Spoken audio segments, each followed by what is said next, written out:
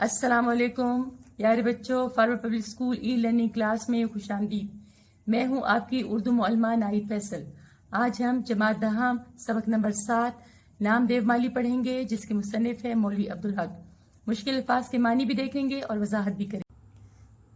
चले बच्चों, सबक शुरू करने से पहले हम मुसन्निफ मौलवी अब्दुल हक का तारुफ कर लेते हैं। विलादत है 1870, वफात 1961। मौलवी अब्दुल हक हापुड़ ज़िला मीरठ में पैदा हुए। इब्तिदाई तालीम पंजाब और यूपी से हासिल की। इसके बाद मदरसतुल उलूम अलीगढ़ में दाखिल हुए। अपने फ़लसफ़ियाना तर्ज़ फ़िक्र की बदौलत मदरसतुल उलूम में अब्दुल हक फ़लसफ़ी के नाम से मशहूर थे। इसी ज़माने में सर सैयद अहमद ख़ान के रिसाले तहज़ीबुल अख़लाक़ में उर्दू ज़ुबान के मुस्तक़बिल पर मज़मून लिखा, जिससे कुदरती तौर पर उनका नस्बुल ऐन ज़ाहिर हो गया। तालीम की तकमील के कुछ अरसे बाद वो हैदराबाद दक्कन चले गए और महकमा तालीम में मुख्तलिफ ओहदों पर मुलाजमत करते रहे। इनका शुमार उन चंद लोगों में होता है जिनकी तजावीज़ पर जामिया उस्मानिया का क़याम अमल में लाया गया। आए बच्चों, अब इस पैराग्राफ के मुश्किल अल्फाज के मानी भी देख लेते हैं। फ़लसफ़ियाना ऐसे इल्म को कहते हैं जिसमें कायनात के साथ इंसानी ताल्लुक़ को जाना जाता है। नस्बुल ऐन कहते हैं मकसद को, तजावीज़ राय जामिया कहते हैं यूनिवर्सिटी को। बच्चों, मौलवी साहब की विलादत, वफात, जाए पैदाइश और उनकी तालीम के बारे में बताया जा रहा है। मौलवी साहब अपने ख़ास अंदाज़ फ़िक्र की वजह से अपने मदरसे में भी अब्दुल हक फ़लसफ़ी के नाम से मशहूर हुए। उर्दू ज़ुबान से मोहब्बत की बिना पर सर सैयद अहमद ख़ान के रिसाले तहज़ीबुल अख़लाक़ में उर्दू ज़ुबान के मुस्तक़बिल पर मज़मून लिखा और आप ही की राय पर उस्मानी यूनिवर्सिटी का क़याम अमल में लाया गया। अगला पैराग्राफ देखें। मौलवी साहिब एक तवील अरसे तक अंजुमन तरक्की उर्दू के सेक्रेटरी रहे। ये वो दौर था जब हिंदुओं के ज़ौक़ हिंदी की बदौलत उर्दू ज़ुबान मुख्तलिफ मसाइल का शिकार थी, लेकिन ये मौलवी साहिब की मुसलसल मेहनत, हिम्मत और जुर्रत थी कि उर्दू के खिलाफ कोई साजिश कामयाब नहीं हुई। क़याम पाकिस्तान के बाद मौलवी साहिब पाकिस्तान चले आए और कराची में रिहाइश इख्तियार की। कराची में जामिया उस्मानिया की तर्ज पर उर्दू कॉलेज कायम किया। मुश्किल लफ्ज़ देख लें। अंजुमन का मतलब है इदारा, ज़ौक़ कहते हैं शौक़ को।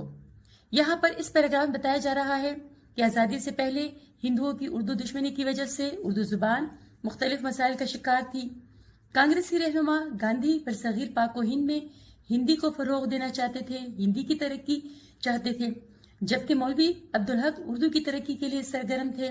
गांधी से झगड़ा करना कोई मामूली बात ना थी। मौलवी साहब ने उनकी कोई साजिश कामयाब ना होने दी। इदारा तरक्की अंजुमन उर्दू के सेक्रेटरी भी रहे और क़याम पाकिस्तान के बाद उर्दू की तरक्की के लिए काम करते रहे। वो उर्दू के लिए कायद आज़म बन गए थे। अगला पैराग्राफ देखें। मौलवी साहिब एक मुहक्किक, नकाद, खाका नवीस और इंशा परदास थे। हैदराबाद दक्कन में क़याम के दौरान में उन्होंने उर्दू की बेशुमार कदीम और नायाब कुतब दरियाफ्त की। उन किताबों पर इनके लिखे गए मुकदमात उर्दू ज़ुबान और अदब का बेहतरीन सरमाया हैं। उर्दू ज़ुबान और अदब के लिए उनके नाकाबिल फरामोश किरदार की वजह से उन्हें बाबाए उर्दू के नाम से याद किया जाता है। मुहक्किक का मतलब है तहकीक करने वाला। नकाद तनकीद करने वाला, अच्छी या बुरी तनकीद। खाका नवीस का मतलब है नक्शा खाका करने वाला। यहाँ पर हम मुख्तसर हालात ज़िंदगी के बारे में लिखेंगे, मुख्तसर हालात ज़िंदगी लिखने वाला। इंशा बर्दाश्त का मतलब है मजमून निगार। कदीम है पुरानी, नायाब, कीमती। मुकदमात कहते हैं पेश लफ्ज़ को किसी किताब के शुरू में जब कोई मुसन्निफ अपनी अच्छी बुरी तनकीद लिखता है या उसके हक में बात करता है तो उसको मुकदमात कहा जाता है। नाकाबिल फरामोश कहा जाता है ना भुलाने वाला। इस पैराग्राफ में मौलवी हक के बारे में बताया जा रहा है कि वो एक नहायत आलम फाजिल इंसान थे। उन्होंने उर्दू की बेशुमार कदीम किताबें दरियाफ्त की और इन किताबों के पेश लफ्ज़ लिखे, जिसमें मुसन्निफ और किताब के बारे में तबसरा किया। उनकी इन खिदमात को हमेशा याद रखा जाएगा। इसी वजह से उनको बाबाए उर्दू कहा जाता है। बच्चों, सबक नाम देवमाली एक शख्सी खाका है और ये मौलवी अब्दुल हक की एक तस्नीफ चंद हम असर से माखूज है। आए हम इसकी रीडिंग करते हैं। नाम देव मकबरा राबिया दुरानी औरंगाबाद दक्कन का माली था। ज़ात का ढेर जो बहुत नीच कौम ख्याल की जाती है। कौमों का इम्तियाज मसनूई है और रफ्ता रफ्ता नस्ली हो गया है। सच्चाई, नेकी और हुस्न किसी की मीरास नहीं, یہ خوبیاں نیچ ذات والوں میں بھی ایسی ہوتی ہیں جیسی اونچی ذات والوں میں۔ کیس ہو، کوہکن ہو یا حالی، عاشقی کچھ کسی کی ذات نہیں۔ مقبرہ، مزار، قبر رابعہ درانی اورنگزیب کی بیوی تھی۔ دلرس بانو ان کا نام تھا اور لقب درانی اورنگزیب نے دیا تھا۔ اور آپ کو پتا ہے کہ مغل بادشاہوں کو تعمیرات کا کتنا شوق تھا۔ رابعہ بیگم کا مقبرہ بھی تاج محل کی طرز پر تھا اور چاروں طرف سے باغات میں گھرا ہوا تھا اور مغل تعمیرات کی خوبصورتی اس میں نظر آتی تھی۔ اورنگ آباد، یہ شہر حیدرآباد دکن میں واقع ہے۔ اسے اورنگزیب عالمگیر نے آباد کیا تھا اور مولوی صاحب کو اس شہر سے ایک خاص نسبت حاصل تھی۔ ڈھیڑ ہندوؤں کی ایک نیچی ذات جو کھالوں کا کام کرتے ہیں۔ نیچ، گھٹیا، امتیاز، فرق، نسلی، نسل سے متعلق، میراث، جائیداد۔ کیس، مجنو کا اصلی نام، کوہکن سے مراد ہے پہاڑ کھودنے والا، فرہاد۔ یہاں پہ مصنف کہتے ہیں سچائی، نیکی اور حسن کسی بڑے جائیداد والے کی میراث نہیں، یہ خوبیاں نیچی ذات والوں میں بھی پائی جاتی ہیں۔ اللہ تعالیٰ نے انسانوں کو قبیلوں اور ذاتوں میں اس لیے تقسیم کیا تاکہ ان کی پہچان ہو سکے، اس لیے نہیں کہ وہ ایک دوسرے میں فرق کریں۔ کوئی قوم اور ذات اپنے آپ کو اعلیٰ سمجھنے لگے اور دوسروں کو حقیر، لیکن لوگوں نے آہستہ آہستہ اللہ تعالیٰ کی بنائی ہوئی تقسیم کا غلط مطلب لینا شروع کر دیا۔ ذات پات کا فرق انسانوں کا بنایا ہوا ہے، اللہ کے نزدیک بڑائی کا معیار تقویٰ ہے۔ یہاں پر مصنف نے اس شعر کے ذریعے مزید واضح کیا ہے اور یہ سمجھانے کی کوشش کی ہے کہ چاہے کیس ہو، فرہاد ہو یا حالی ہو، چاہے کوئی انسانوں سے محبت کرنے والا ہو یا عشق حقیقی میں ڈوبا ہوا ہو، کسی پر کسی طرح کی پابندی نہیں ہے۔ عشق و محبت میں ذات پات نہیں دیکھی جاتی۔ اگلا پیراگراف دیکھیں۔ مقبرے کا باغ میری نگرانی میں تھا، میرے رہنے کا مکان بھی باغ ہی کے احاطے میں تھا۔ میں نے اپنے بنگلے کے سامنے چمن بنانے کا کام نامدیو کے سپرد کیا۔ میں اندر کمرے میں کام کرتا رہتا تھا۔ میری میز کے سامنے بڑی سی کھڑکی تھی، اس میں سے چمن صاف نظر آ رہا تھا۔ لکھتے لکھتے کبھی نظر اٹھا کر دیکھتا تو نامدیو کو ہمتن اپنے کام میں مصروف پاتا۔ مشکل لفظ دیکھ لیں، احاطے، چار دیواری، سپرد، حوالے کر دینا، ہمتن، توجہ سے، سرتاپا، مکمل۔ مصنف کہتے ہیں کہ مقبرے کا باغ ان کی نگرانی میں تھا اور ان کے رہنے کا مکان بھی اسی چار دیواری میں تھا۔ انہوں نے اپنے مکان کے سامنے کا چمن نامدیو کے حوالے کیا ہوا تھا۔ یہ جس کمرے میں کام کرتے تھے ان کی میز کے سامنے ایک بڑی سی کھڑکی تھی جس سے ان کو نامدیو نظر آتا۔ جو دل و جان سے اپنے کام میں مصروف پایا جاتا، اس کو صرف پودوں سے غرض تھی، ارد گرد کیا ہو رہا ہے وہ بے خبر تھا۔ بعض دفعہ اس کی حرکتیں دیکھ کر بہت تعجب ہوتا۔ مثلاً کیا دیکھتا ہوں کہ نامدیو ایک پودے کے سامنے بیٹھا اس کا تھاملا صاف کر رہا ہے۔ تھاملا صاف کر کے حوض سے پانی لیا اور آہستہ آہستہ ڈالنا شروع کیا۔ پانی ڈال کر ڈول درست کی اور ہر رخ سے پودے کو مڑ مڑ کر دیکھا، پھر الٹے پاؤں پیچھے ہٹ کر اسے دیکھنے لگا۔ دیکھتا جاتا تھا اور مسکراتا خوش ہوتا تھا۔ یہ دیکھ کر مجھے حیرت ہوتی اور خوشی بھی۔ کام اسی وقت کام ہوتا ہے جب اس میں لذت آنے لگے۔ بے مزہ کام نہیں، بیگار ہے۔ اب مجھے اس سے دلچسپی ہونے لگی، یہاں تک کہ بعض اوقات اپنا کام چھوڑ کر اسے دیکھا کرتا، مگر اسے کچھ خبر نہیں ہوتی کہ کوئی دیکھ رہا ہے یا اس کے آس پاس کیا ہو رہا ہے۔ وہ اپنے کام میں مگن رہتا۔ اس کے کوئی اولاد نہیں تھی۔ وہ اپنے پودوں اور پیڑوں ہی کو اپنی اولاد سمجھتا تھا اور اولاد ہی کی طرح ان کی پرورش اور نگہداشت کرتا۔ ان کو سرسبز و شاداب دیکھ کر ایسا ہی خوش ہوتا ہے جیسے ماں اپنے بچے کو دیکھ کر خوش ہوتی ہے۔ وہ ایک ایک پودے کے پاس بیٹھتا، ان کو پیار کرتا، جھک جھک کے دیکھتا اور ایسا معلوم ہوتا کہ گویا ان سے چپکے چپکے باتیں کر رہا ہے۔ جیسے جیسے وہ بڑھتے اور پھولتے پھلتے اس کا دل بھی بڑھتا اور پھولتا تھا۔ ان کو توانا اور ٹانٹا دیکھ کر اس کے چہرے پر خوشی کی لہر دوڑ جاتی۔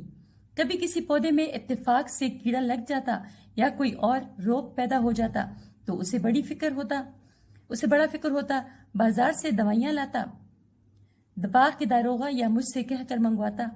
دن بھر اس میں لگا رہتا اور اس پودے کی ایسی سیوا کرتا جیسے کوئی ہمدرد اور نیک دل ڈاکٹر اپنے عزیز بیمار کی کرتا ہے۔ ہزار جتن کرتا اور اسے بچا لیتا، اور جب تک وہ تندرست نہ ہو جاتا اسے چین نہ آتا۔ اس کے لگائے ہوئے پودے ہمیشہ پروان چڑھے اور کبھی کوئی پیڑ ضائع نہ ہوا۔ باغوں میں رہتے رہتے اسے جڑی بوٹیوں کی شناخت ہو گئی تھی، خاص کر بچوں کے علاج میں اسے بڑی مہارت تھی۔ دور دور سے لوگ اس کے پاس بچوں کے علاج کے لیے آتے تھے۔ وہ اپنے باغ ہی میں سے جڑی بوٹیاں لا کر بڑی شفقت اور غور سے ان کا علاج کرتا۔ کبھی کبھی دوسرے گاؤں والے بھی اسے علاج کے لیے بلا لے جاتے۔ بلا تعمل چلا جاتا مفت علاج کرتا اور کبھی کسی سے کچھ نہ لیتا۔ مشکل لفظ دیکھ لیں، تعجب، حیران ہونا، تھاولا، کیاری، پودے کے گرد جو گڑھا ہوتا ہے جس میں پانی ڈالتے ہیں، حوض، تالاب، ڈول درست کی مطلب بناوٹ درست کی، رخ، طرف، بیگار، بغیر موضع کے کام کرنا، مگن، مصروف رہنا، نگہداشت، دیکھ بھال، سرسبز و شاداب، ہرا بھرا، نشو و نما پانا، پھولتے پھلتے نشو و نما پانا، توانا، تندرست، ٹانٹا، صحت مند، روگ، بیماری، داروغہ، رکھوالا، سیوا، خدمت، چین، سکون، پروان چڑھنا، پھلنا پھولنا، شناخت، پہچان۔ جڑی بوٹیاں وہ پودے جن کے پتے وغیرہ دوائی میں استعمال ہوں، بلا تعمل، فوراً، بے دھڑک، بغیر سوچ بچار کے۔ مصنف کہتے ہیں بعض دفعہ میں اس کی حرکتیں دیکھ کر حیران رہ جاتا۔ کبھی وہ کسی کیاری کے سامنے بیٹھا صفائی کرتا، کبھی تالاب سے پانی لاتا اور آہستہ آہستہ پیار سے ڈالتا، پھر اس کا حلیہ درست کرتا، کبھی آگے ہوتا تو کبھی پیچھے، غرض ہر رخ سے اس کو دیکھ کر خوش ہوتا۔ مصنف چونکہ خود بھی ایمانداری سے کام کرنے والا بندہ تھا، اسے اس کی حرکتیں بہت اچھی لگتی، وہ خوش ہوتا اور حیران بھی۔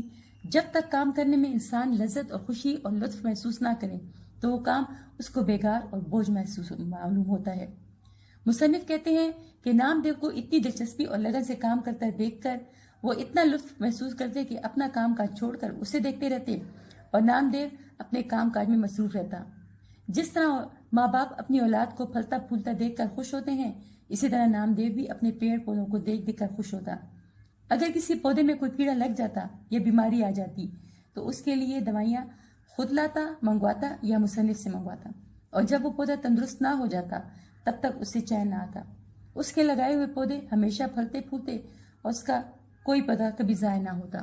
باغوں میں رہتے رہتے اسے جڑی بوٹیوں کی اتنی پہچان ہو گئی تھی کہ لوگ اپنے بچوں کا علاج بھی اس سے کرواتے، اور وہ اگر دوسرے گاؤں سے بھی کوئی جواب آتا تو بغیر سوچے سمجھے بے دھڑک چلا جاتا بچوں کا علاج کرنے اور علاج کے پیسے نہ لیتا۔ وہ خود بھی بہت صاف ستھرا رہتا اور ایسا ہی اپنے چمن کو بھی رکھتا، اس قدر پاک صاف جیسے رسوئی کا چوکا۔ کیا مجال جو کہیں گھاس پھوس یا کنکر پتھر پڑا رہے۔ روش باقاعدہ، تھاملے درست، سینچائی اور شاخوں کی کانٹ چھانٹ، وقت پر جھاڑنا بہارنا صبح و شام روزانہ، غرض سارے چمن کو آئینہ بنا رکھا تھا۔ رسوئی کہتے ہیں باورچی خانے کو، چوکا کہتے ہیں ہندوؤں کے کھانے پکانے کی جگہ کو، سینچائی کہتے ہیں پانی دینا، جھاڑنا بہارنا کہتے ہیں پودوں کو ہلا کر جو کمزور پتے گرائے جاتے ہیں۔ مصنف کہہ رہے ہیں کہ وہ خود بھی ایک صاف ستھرا بندہ تھا اور اپنے چمن کو بھی ایسا ہی صاف ستھرا رکھتا جیسے باورچی خانہ ہوتا ہے صاف ستھرا، کہیں کوئی کنکر پتھر پڑا ہوا نہیں تھا اور صاف ستھرا چمن آئینے کی طرح تھا۔ باغ کے داروغہ عبدالرحیم خان خود بھی بڑے کارگزار اور مستعد شخص ہیں اور دوسروں سے بھی کھینچ تان کر کام لیتے ہیں۔ اکثر مالیوں کو ڈانٹ ڈپٹ کرنی پڑتی ہے، ورنہ ذرا بھی نگرانی میں ڈھیل ہوئی ہاتھ پر ہاتھ رکھ کر بیٹھ گئے یا بیڑی پینے لگے یا سائے میں جا لیٹے۔ عام طور پر انسان فطرتاً کاہل اور کامچور واقع ہوا ہے، آرام طلبی ہم میں کچھ موروثی ہو گئی ہے، لیکن نامدیو کو کبھی کچھ کہنے سننے کی نوبت نہ آئی۔ وہ دنیا و مافیا سے بے خبر اپنے کام میں لگا رہتا، نہ ستائش کی تمنا نہ صلے کی پرواہ۔ کارگزار، محنتی کام کرنے والا، مستعد، چست، کھینچ تان کر زبردستی کام لینا، ڈانٹ ڈپٹ برا بھلا کہنا، ڈھیل دینا، رعایت، نرمی، ہاتھ پر ہاتھ رکھ کر بیٹھ گئے، بیکار بیٹھ گئے۔ بیڑی سگار کو کہتے ہیں۔ فطرتاً، فطری طور پر، کاہل، سست، موروثی، جو چیز ورثے میں ملے، دنیا و مافیا، دنیا اور اس میں جو کچھ بھی ہو، ستائش، تعریف، تمنا، خواہش۔ یہاں پر مصنف کہتے ہیں کہ باغ کا نگران خود بھی ایمانداری سے کام کرنے والا تھا اور دوسروں سے بھی ایمانداری سے کام کرواتا۔ چونکہ انسان کی فطرت ہے کہ اگر اس کے کام کی نگرانی نہ کی جائے تو وہ کام چوری کرنے لگتا ہے، لیکن نامدیو کو ڈانٹ ڈپٹ کی ضرورت ہی نہ پڑتی، وہ دنیا سے بے خبر اپنا کام کرتے رہتا، اس کو کسی کی تعریف یا بدلے کی پرواہ ہی نہیں تھی۔ ایک سال بارش بہت کم ہوئی، کنووں اور باولیوں میں پانی برائے نام رہ گیا، باغ میں آفت ٹوٹ پڑی، بہت سے پودے اور پیڑ تلف ہو گئے، جو بچ رہے وہ ایسے نڈھال اور مرجھائے ہوئے تھے جیسے بہت دن کے بیمار، لیکن نامدیو کا چمن ہرا بھرا تھا۔ وہ دور دور سے ایک ایک گھڑا پانی کا سر پر اٹھا کے لاتا اور پودوں کو سینچتا۔ یہ وہ وقت تھا کہ قحط نے لوگوں کے اوسان خطا کر رکھے تھے اور انہیں پینے کو پانی مشکل سے میسر آتا تھا، مگر یہ خدا کا بندہ کہیں نہ کہیں سے لے ہی آتا اور اپنے پودوں کی پیاس بجھاتا۔ جب پانی کی قلت بڑھی تو اس نے راتوں کو بھی پانی ڈھو ڈھو کر لانا شروع کیا۔ پانی کیا تھا؟ یوں سمجھیے کہ آدھا پانی اور آدھی کیچڑ ہوتی تھی، لیکن یہ گدلا پانی پودوں کے حق میں آب حیات تھا۔ میں نے اس بے مثل کارگزاری پر اسے انعام دینا چاہا تو اس نے لینے سے انکار کر دیا۔ شاید اس کا کہنا ٹھیک تھا کہ اپنے بچوں کو پالنے پوسنے میں کوئی انعام کا حقدار نہیں ہوتا۔ کیسی ہی تنگی ترشی ہو، ہر حال میں کرنا ہی پڑتا ہے۔